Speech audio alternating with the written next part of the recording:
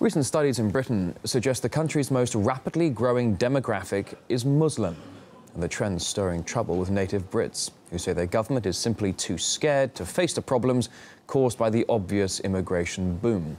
So we sent one of our correspondents to investigate, that of RT's Polly Boyker. It's what Britain is known for, a vibrant, multicultural society. And it looks like UK babies are testimony to it. In East London, 77% of new mums weren't born in Britain. Nicoletta is from Romania. 2007. I've been here with my husband together, so kids come through and that's it. Suchini recently moved here from Sri Lanka. I'm very happy. My children are born here, very happy. Zara has 3 children. I was born in Bangladesh. They get good education, good living standard and everything, so yeah, prefer to live in UK than overseas. London has got so ethnically diverse that white Britons are now a minority here, as well as in 3 other British cities. Between the years of 2001 and 2011, nearly 4 million immigrants came to the UK as part of an immigration boom under the former Labour government. At the time, Westminster said that Britain needed working migrants to propel the economy. This is Tower Hamlets in East London. A third of the residents here are Bangladeshi. In fact, they outnumber the white Brits in this area by 2,000 people.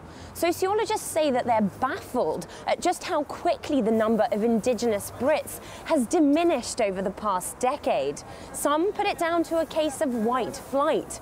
They say that Caucasian Brits are moving out of the country's most diverse areas. There are people in this country who have racist motives, who simply don't want people because of the colour of their skin or ethnicity.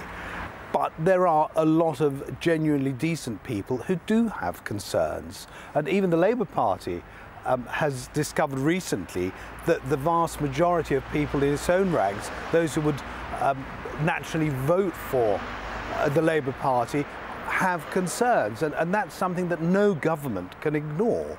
The leader of the opposition Labour Party recently admitted that his party got it wrong on immigration.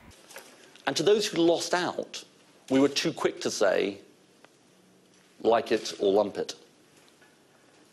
The truth is the public were ahead of us in seeing some of the problems of migration because they were seeing them in their own communities.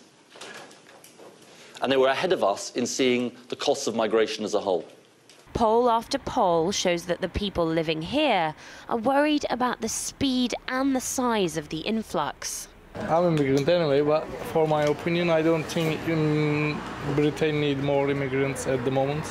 I think there are a lot of immigrants already here. Critics say the government is too frightened to address what Britain will look like in 50 years' time. It's going to look like Islamabad, basically. It's going to be a complete population change. The indigenous population is shrinking anyway. The younger generation, the younger Muslim generation, is becoming increasingly radicalized. And I personally think it's going to lead to civil unrest in the, by 2025, 2030, possibly civil war. Demographers say that if immigration continues on a similar scale, the white British population throughout the country will become a minority after 2066. But with less than half of Londoners already describing themselves as white British, some say that a quiet and irreversible revolution has already taken place in Britain. Polly Boyko, RT, East London.